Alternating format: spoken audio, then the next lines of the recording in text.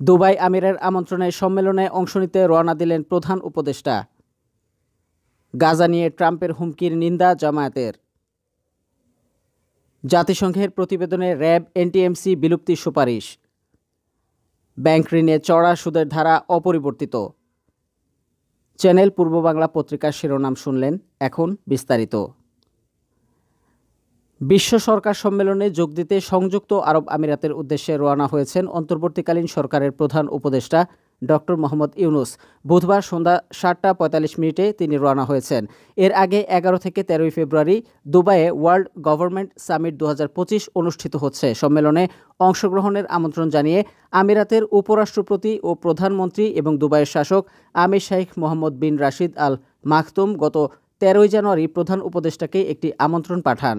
এর পরিপ্রেক্ষিতে প্রধান উপদেষ্টা উক্ত সম্মেলনে অংশগ্রহণ করার লক্ষ্যে রওনা হয়েছেন।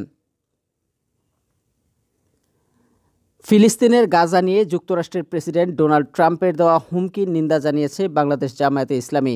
এ ধরনের হুমকি অন্যায়, অনভিপ্রেত ও অনাকাঙ্ক্ষিত বলে মনে করে দলটি।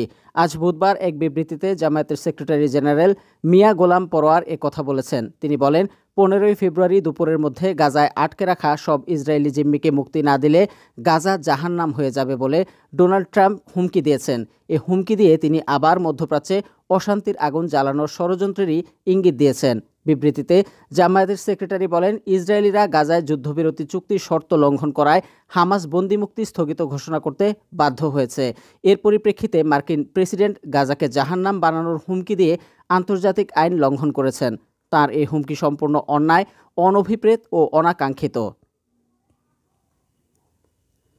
২০২৪ সালের জুলাই-আগস্ট মাসের গণ অভ্যুত্থান ও গণহত্যার প্রসঙ্গে বেশ কিছু গুরুত্বপূর্ণ সুপারিশ করেছে জাতিসংঘের মানবাধিকার কার্যালয়।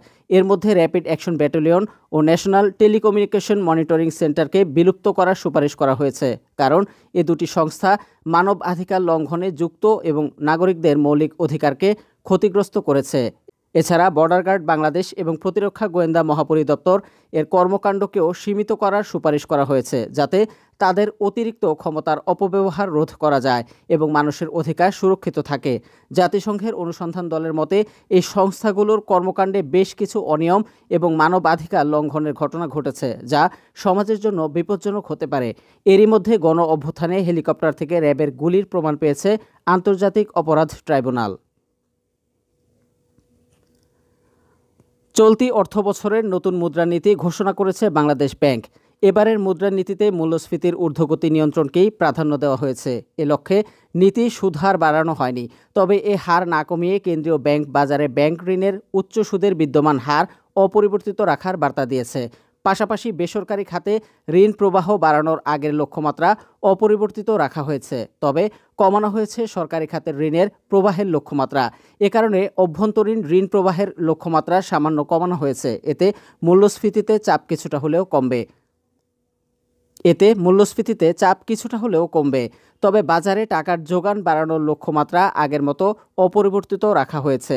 এসব পদক্ষেপের মাধ্যমে কেন্দ্রীয় ব্যাংক আগের মতো মুদ্রানীতিতে সংকোচনমুখী ধারাই অনুসরণ করেছে।